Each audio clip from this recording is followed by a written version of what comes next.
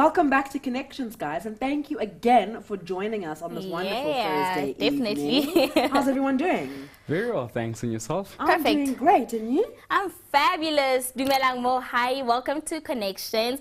You know, when it's Thursday, it's kind of like sad because, you know, it's the last day of the week. It's like, but it's also great because now it's Talk Thursday. Oh yeah, Talk Thursday. We like talking. We blabber on like on and on and on. Tonight we're going to be talking about teenage pregnancy and why it's so prolific in our country today, and why it keeps happening even though we have all this information. We have so much information, like it is out there. Why does it keep on happening? And later on we've got our guest back with us, the lovely Avri Speaker, who is a human sexuality educator, and she'll be talking to us again today about her paper, about her research into teenage pregnancy in South Africa, and she'll be giving us a few more information like she did yesterday. Definitely. Well, guys, remember to connect with us. We love hearing from you guys. We want to hear your stories. What's your thought on teenage pregnancy? If you have any ideas, you know, the young generation, we are so bright. Somebody out there is sitting on an idea on how we can actually fight teenage pregnancy. So guys, connect with us. Please call us, SMS us, Facebook, Twitter, email.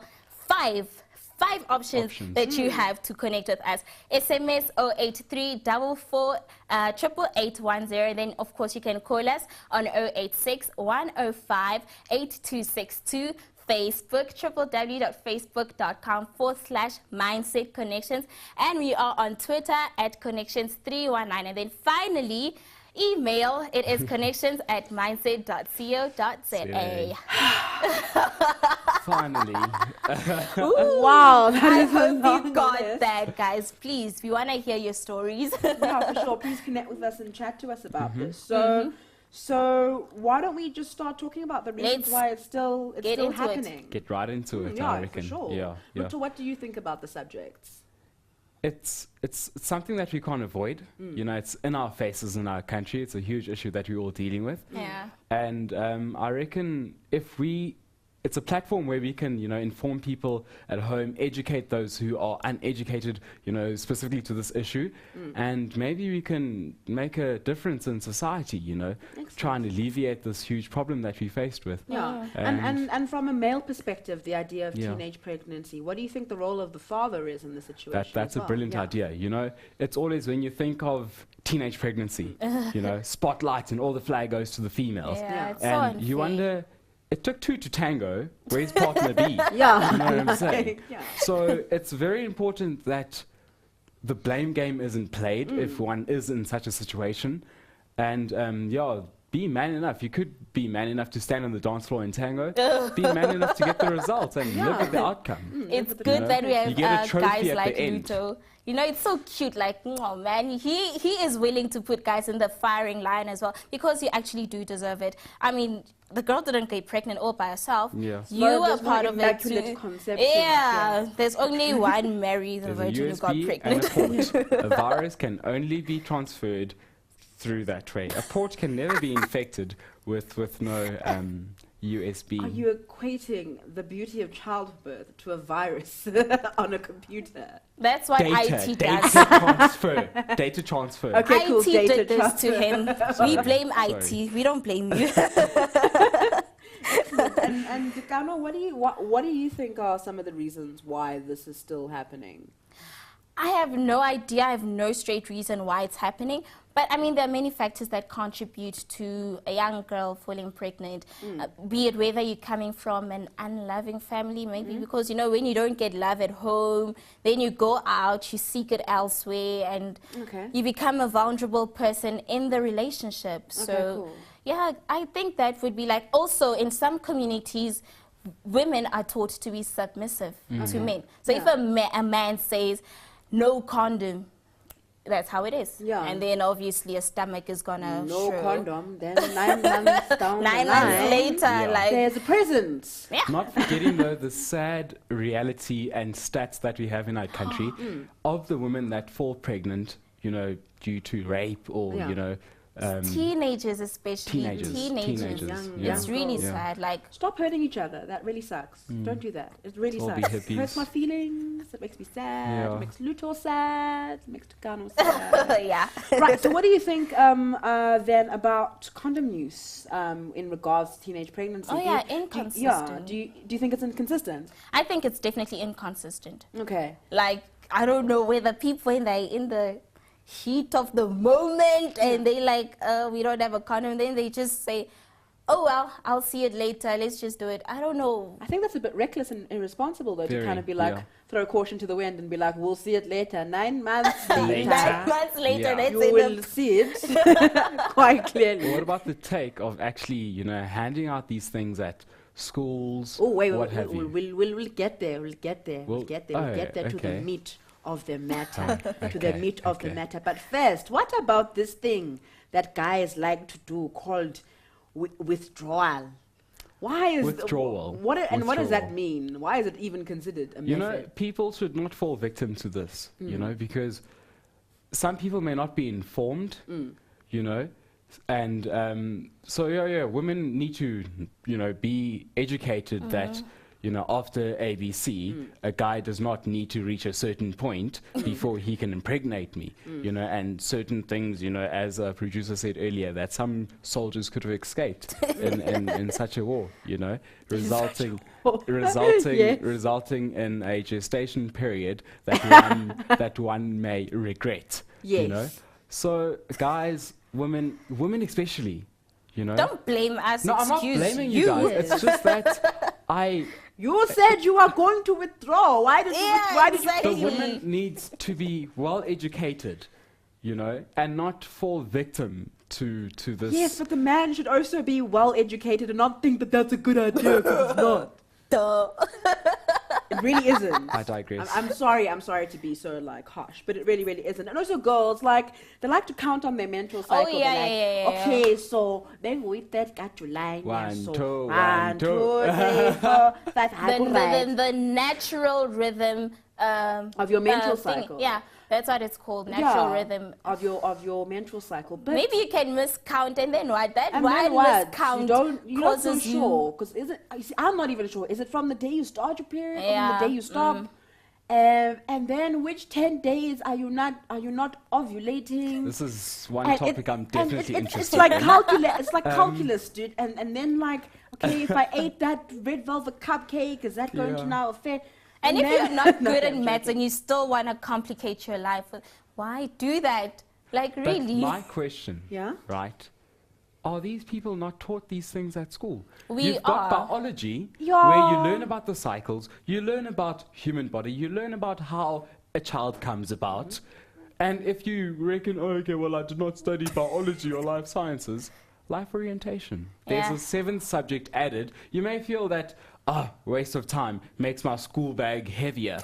But there's a reason why they have life orientation. A, to keep you healthy. B, to teach you about these things and have the life skills and be streetwise smart, Speaking of ABC, there's the government back in the day. Oh, yeah. Not back in the day, that far. Back in but, my day. But back in my day. Oh, please. Please. You are Oh, lying. you wish. You are lying. Okay, so back in my day, we had this principle called the ABC strategy, which was abstinence, be faithful, and use condoms. What do you think about that strategy? It was a good, there was good thought into it, but it never worked. It didn't work. It never worked, Because honestly. we're kids What and we does like to do stupid things. That's what we do by our nature. But Yeah. contrary to popular belief, though, the stats actually show that teenage pregnancy now is better than it was back in the 80s, believe it or not. No, for sure, definitely. That Things is a bit are hard to improving. believe, but Things are improving, but the numbers are still staggering. But what do you think about what the government is doing now, wanting to roll out condoms in schools? What's your opinion on it? I am totally against condoms at school. Why? 100%. I'm with you, but not totally. You can't be 50. Reason being with you for that is in some way you are encouraging these kids at school. I just think it's unethical. It is, thank you. School is a place of learning. You can't now Education. put condoms there. I'm with you. But Okay, so then think of the shouldn't your guy sexual in the health and your rural. sexual responsibility Yeah. also be part of your education? And also, at the end of the day, the statistics showing that these things are happening in school, not just teen pregnancy, but HIV transmission, AIDS, STD yeah. transmissions in schools. Okay, so what do you want to do? Do you want to like hold a sermon and wave a magic wand over it and hope it goes away? It's happening. So you've got to arm these kids with what they need. You can't just let them fend for themselves. My take. Abstinence is core. Yes. It's better than, the whole process of, treating yourself and you taking like ARVs, you've got this Abstinence tummy, has been everything. preached. We have been, no, we've for sure. been hearing I'm getting to abstinence. a point Okay, here. I'm not just throwing sorry, something sorry. there and Quickly, hoping for make the your best. point. Make your But point. nonetheless, it's happening. Yeah, for this sure. thing's not being cured. Yeah. So we've got to deal now with what is the consequences. For sure. You know Okay, what I'm saying? we're going to talk a hell of a lot more about this when we get back, but it's time for us to go because time flies. Why does time fly? Like, I never Anyway, get it. we'll be back right after the break. Please don't go away, and we'll be back with Avery Spilka talking more about this teen pregnancy topic. Come back, guys.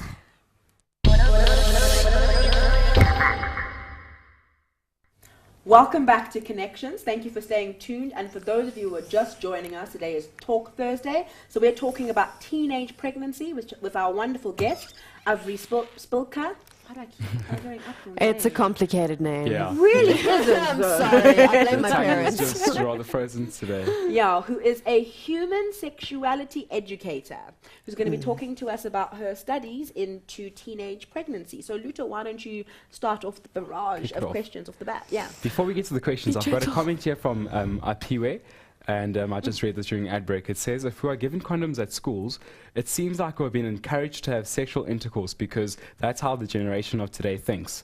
And I'm sure this is also coming from the point that we had earlier. I'm sure you also listened into that. So, yeah, I found that one quite interesting. Thanks for that, Apiwe.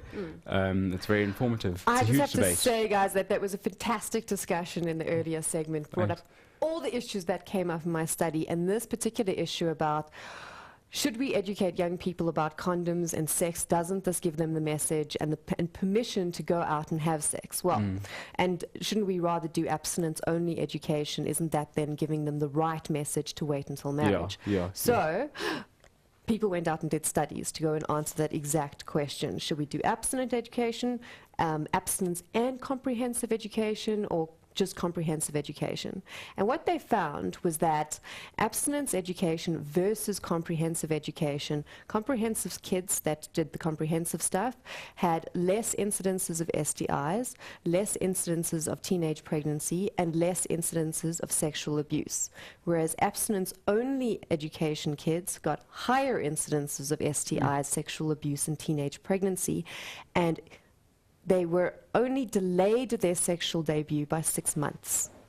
But other than that, there were the same number of teenagers having sexual intercourse in both groups with the same number of partners.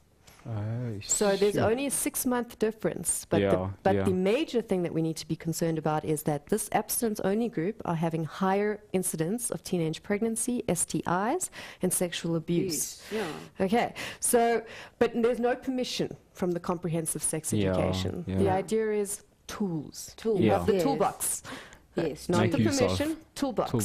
So you can think for yourself. Okay. It's great info. Thank you. Let's start with the questions. I told you, it's always awesome having her in. She was so awesome yesterday, we couldn't resist just bringing her back again. So you've just told us about the study that you did with regards to this. And another question is that it's so... The role of teenage dads, I mentioned it a sec ago, took two to tango. Where's partner B? What role do the dads have? I'd like you just to elaborate on that as well. Okay, well, I think that it takes 2 parents to raise any child. Hell, if we could have more parents raising a child, go to the African village, takes a whole village to raise a child. I think that is true. So the role of the dad is you need to be involved. You need to be a role model for your child. You need to be a support for the mother of the child. You need to be not just a financial support, but you need to be an emotional support as well. Yeah, Now, I love the story that you brought up earlier about your friend that you give Uber support for, because he comes home and even though he works a full day and his wife stays at home with the baby and works like a half day, he still comes home, he still does the dishes, he still helps change the nappies, he still helps cuddle the baby and helps to the night shift. Do all of that because that's what it takes to be an involved dad. I like what you said about finance. A quote a wise man once said, cool guy I once know again, he said that it's not the money that you get monthly for child maintenance or whatnot that raises a child. It is not money at all, but family, you know. And if now there is a single child, a single parent raising multiple kids, or that one child that you had with the guy, and she's all alone, it's just the money that they're sending each month, the child will turn around and question, yo, where's my pops? And there's this awesome show in South Africa we have, Kumbulekai, we'll touch on it later as well, where we just had a giggle on it earlier, you get people around, they're like 34, 35, still looking and for they're their looking for their family. They'll be looking for their dad in most cases. And I'm wondering, Brother Bear, 35 years, okay, maybe the first 15 years you were still young, but you're 35 now, all these years, did you not wonder where your dad was? Why did you not look for him all those years? Some cases you have that the guy's looking for the mom, and some situations it's so sad when they get to the other side of the family and they're told, look, your pops passed away. There's his grave down there. You know how in rural areas they're keeping it here. What I really liked was the information that I was given earlier about the cultural need to, settle with your ancestors, and that there is this cultural importance about having a connection with your parents. So yes, I think that there is a very important role that dads have to play, and that the absent father that sends money is not the role of the modern dad. The modern dad, he needs to be there in all senses. Yes, for sure, definitely. So can you help us understand why this is happening? With all the information out there, with all the tools, well, in most cases, in some cases, there's a lot of arming of youngsters with information and tools, but why does it still persist? Well, I think that there's a huge difference between information, knowledge, wisdom, and action. So even though we have the information out there, I mean, we have the internet. Wow, I didn't have the internet. When I was 21, that's when Google happened. There are kids out there and they're born into Google. There's a lot of information, but we don't have a culture, a climate, a country where teenagers can go, okay, I know how to use it. I know that I must use a condom, but do I have supportive, approachable adults where I can go and I can talk about sex? I might not want to have sex, or I'm just confused, but I need to be able to approach them. And then if I do choose to have sex, I need to be able to walk into a clinic and approach the nurses for information, use birth control, use contraception without being judged. Can't do in this country, judgment. Nurses might not keep your visit confidential. They might go and tell your parents. Especially if it's in a small village and everyone just knows each other. Yes. So although you have the information, you don't have the means to act on that information. And you don't have an environment that is supportive of you acting on that information. So I think that there is a mixed message. Be good, look after your sexual health, but at the same time, don't talk about it and don't act on your sexual health. So it's a very mixed message. And what do you do with that as a youngster trying to figure out your own sexual identity? It must be very, very confusing. Yeah. All right. Another one there. Do you not think that girls nowadays are falling pregnant sooner than maybe our mothers, perhaps? I think that it's a very difficult thing to judge, because I think in our moms' generations, this was a really, really hidden issue. Yeah. And nobody spoke about it. You were shipped off to a house for pregnant mothers until the baby went away. You got it adopted out. It was very, very secretive. And you were shipped off definitely. If you got pregnant at school, that was your school career over. Yeah. Whereas now things have changed. Yeah. Media might have an influence. Absolutely. So I don't know whether it's just more visible now. Yeah. It's not hiding it anymore. Yes, we're not hiding it anymore, or whether we do have a more sexual generation. I'm not sure. I would have to see numbers. I'm a bit of a social scientist. I like to see the numbers. So it could be a bit of a mixed bag. It could be that the teenage mothers from the last generation are taking a special interest in educating their daughters and their sons to be more responsible parents. Okay, excellent. And apparently some schools are introducing the concept of maternity leave at schools. What do you think about that, and you know, how far into the gestation period should that go, you know?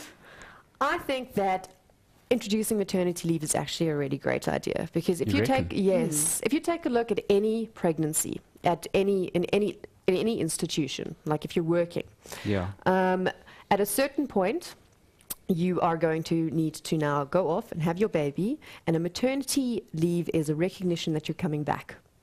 So it's for a girl that is now at school. She needs to know that she is coming back to school to finish her schooling career. There is going to be opportunity now for you after your pregnancy. So for me, that is the function of maternity leave. It means that there is a return. You're coming back. Having said that, are you not afraid that they'll go on maternity leave, you know, deliver the baby, start feeding the baby and say, okay, I'll go back to school after X amount of weeks or months. But now once they've had the child, they realize this is rather a bigger task than I anticipated, you know, and they reckon, look, I'm not going back to school anymore because I've now got this that I've got to deal with, you know. So that's what I'm afraid of, that perhaps people will decide not to go back to school. And also, I remember when I think I was in grade 10 or so in high school, and there was a young lady who fell pregnant, and she was 2 years older than me. She was in a trek that year. I remember it was during final exams, or just before finals, which should be prelims. She fell pregnant, obviously, gave birth over the weekend. She was at school to write her prelim exam on the Friday, gave birth over the weekend, and Tuesday she was back at school to write. Awesome. I respect her. That maternity leave may also encourage others. Hey, maybe it's not such a bad thing to fall pregnant after all, because I'll be given X amount of weeks or such leave, you know, to be off. I think that teens aren't that stupid. Yeah. I honestly do not think that teenagers are going to go, having a baby is worth a few weeks off to go and study. They may not be stupid, but they might be naive. Sure. But I honestly think that, you know, maybe there is one person out there that's going to make that type of leap of logic, because that is a bit of a leap of logic. I think honestly more that teenagers want to finish their schooling. They know that is their best chance at making the most out of life if they are in school. And maternity leave just means that you get to come back into the schooling system, because as recent as 20 years ago, if you were pregnant, you were asked to leave. I think I'm going to pose something even controversial, that hopefully in the next 20 years, we'll even be seeing paternity leave for the dads to come and help over that first month when you need to be burping the baby and changing the nappies and running around getting food and breastfeeding and all of those things, when, you know, those young mothers could really use some dad help. Yeah, for sure. Well, thank you for your opinion on that, Abby. Yeah. As usual, it's great to have you, and we keep running out of time. But we've got to go to ad break, but we'll be back again. Don't go anywhere. There's more information waiting for you after the break.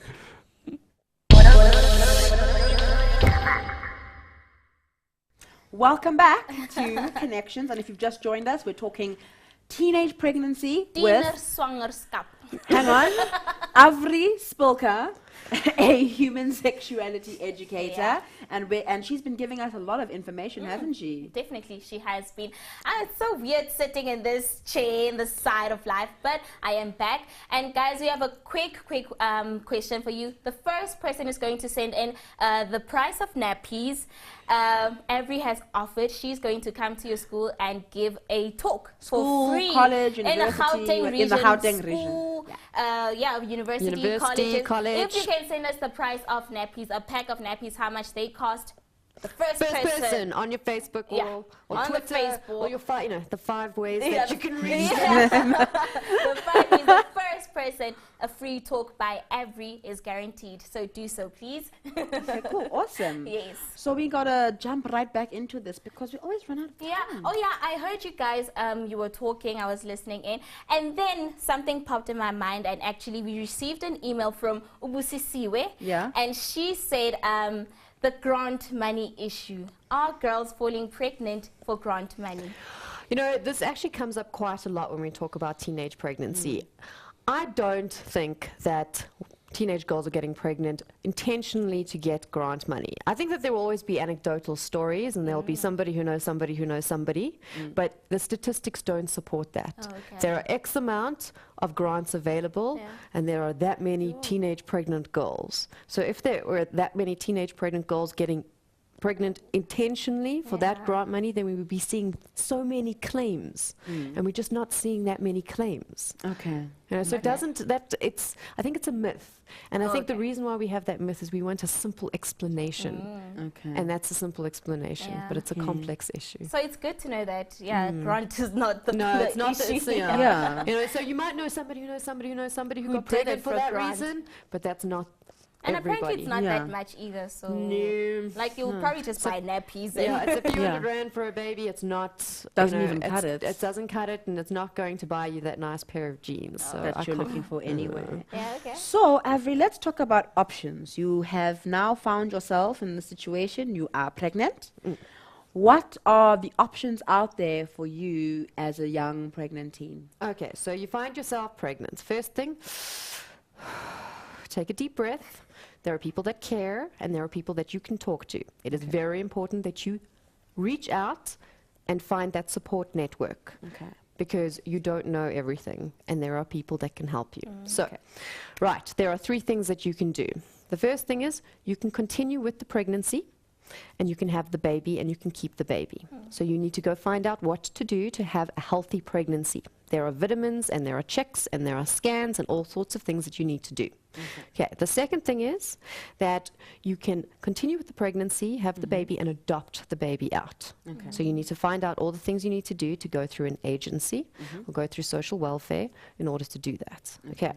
The third thing is that you can choose to discontinue and terminate the pregnancy. You know, all of those 3 things require a lot of thought, and you need to consult with the adults, supportive adults in your environment. And as the girl, it is very important that you also speak to the father. Yeah. Definitely. Legally, it is your body and your choice what you do. Socially and psychologically, it is important for you to include the young father in your decision, because this might be his first experience of being a dad. And as we said earlier, we want our dads to be involved, so involve him. Okay. So do people use those options, and which option is the most used and the one that people go to mostly? Like I said, I'm a stats person. I don't know what the stats are exactly on all of those. I think teens are using these options if they know about them. I think that there is an unfortunate amount of girls that are still using backstreet abortions as an option. And that's when people are desperate. I think another option that is being used is abandonment. When girls become so desperate, they are terrified about how their parents and communities are going to react, and so they abandon the newborn babies, which are picked up by the system. So I think that it's very, very important that we address the ways in which teenagers can healthily, safely, and productively get through a pregnancy. Okay, excellent. And then, for me, you touched on parents. For me, a big issue would be, how do you actually come out to your parents and say, hey, I'm pregnant. How do you do that? And how do you handle the reaction that comes with it? Look, guys, I don't think that there is any easy way to have that conversation, because just as hard as it is for you to talk to your parents and tell your parents that, it's equally hard for your parents to hear that their baby is now pregnant with a baby. You know, so it's either way, it's not an easy conversation. So you need to prepare yourself for a difficult conversation. But better to have the conversation than to not have the conversation. So it's going to be awkward for a little bit. Prepare yourself for anger, you know, because that might be part of it. But the thing is that anger is generally coming from a place of fear. They're scared for you. They're scared that they might also be feeling guilty, that perhaps they didn't prepare you. Perhaps that also that pregnancy came from a rape, like you guys were speaking earlier. So there might be, there is going to be an emotional reaction. Okay. You know, if you're walking into that situation and going, I want my parents to be supportive, and you get a different reaction, don't be too surprised. If you do get a supportive reaction, wonderful. Good. You know, so it could go either way. If you are terrified and you're sitting there going, I'd rather not tell my parents, get a friend, teacher, go to your priest, your spiritual guide, whatever it is, but you need to tell your parents. Okay, all right. And Avri, what role do you think culture and religion play in what young girls, or I'd rather like to say what young girls and boys decide to do with a child? I think it plays a huge role, an absolutely huge role. I think that religion and culture teaches us what is right and wrong about parenthood, about your options when you become pregnant, and whether you should keep a baby, whether you should adopt a baby, whether you should terminate a pregnancy. So I think that, and also whether it's okay to speak to the adults in your environment. Okay. So I think that religion and culture play a huge role, and I don't think that it's necessarily a negative role either. I think that I've come across religious communities and cultural communities which are quite conservative about their beliefs around pregnancy, about sexuality, but are very supportive when things happen. Okay, all right, interesting. And then do you think we'll ever get to a place where teenage pregnancy isn't really an issue anymore, or do you think that that's just a pipe dream? I think that I like to believe in positive futures. Yeah. So I like to believe in a future where our young people are equipped to be responsible parents and to choose when they want to be parents. Because parenting is something that you need to plan. It's a choice. It's not something you just fall into. It's something that you can choose to be and not to be. You can choose not to have children. So yes, I do think that future is out there. Okay, all right. So I'm excited. I'm seeing eggs. Eggs! Right, okay. Right here. What is that ready about? For egg birds. What is it called? Egg birds. Oh, okay. Egg bird. Egg bird, you know, because it's cold now. It's so he has. cute. Isn't he just adorable? He's so I thank cute you. with his hat, his nappy, So his sweet. little And scarf. he's all knitted and everything. Yes, absolutely. He's got his little hats, you know, and his little scarf because it's like cold. he's ready for winter. Like anything that comes his Absolutely. way. Hey, it's fine. You can handle it. Yeah. And this is just like, it's an important message to young people who are considering having children at this particular point in their lives. Because we need to understand what it means to be a parent. You know, it's not, of course, just the financial security. It's about every single day you are putting somebody else's life before your own. So if you want to be a parent, first have Egbert for 1 weekend. The weekend's coming up. You know, Friday's tomorrow, so this is a good time to do it. Okay, so it's just 2 days out of your life. But for these 2 days, every hour, on the hour, you need to check on Egbert, because babies need love. They need to be cuddled and loved all the time, you know, because they get very, very lonely. Every 2 hours, you need to change Egbert's nappy. So either you fold up the serviette, you have to learn how to fold a proper nappy, and then you throw the old one away. Or you get you buy nappies, and every 2 hours you throw one away. And then every you'll feel the pain. then you'll feel it. And then you'll understand. The price. And then every 4 hours you feed Egbert. So on the one breast for 10 minutes, on the other breast for 10 minutes. And So, and again, 1 hour, 2 hours, 4 hours. Yeah. Okay. And whole way through the weekend, no sleeping. You know, when the baby sleeps, you can sleep. Okay. Okay. Right. Okay. So this is the exercise, and this Yeah. is why you need to know the price of nappies. Actually, we have an answer. I'm so Do we excited. have an Do we answer? have What's an the answer? price of Yes. nappies? Okay, so from Apiwe, thank you so much, Apiwe Morgan. Apiwe, and every you guess that would come from. I knew it was going to be. Thank you, Apiwe. Apiwe, thank you so much. He says the price of nappies is 179.99 cents. Wow. See, Quite so expensive. thank you. Okay. For so how I'll many? See you at your school, and Yeah, send us the details of your school, and Avery will definitely come through. looking forward to it. But you are going to be throwing away 175 rand over the weekend. Sure. Yes, or learning how to fold nappies. And if you do cloth nappies, it's quite smelly, it's very messy. Yes, and you have to wash it, lots and lots of Yeah. work. Okay, Yeah. so you have to get through a whole weekend with Egbert. You Okay. cannot drop Egbert. Yeah. No. And dads, you have to be involved the whole Okay. way through.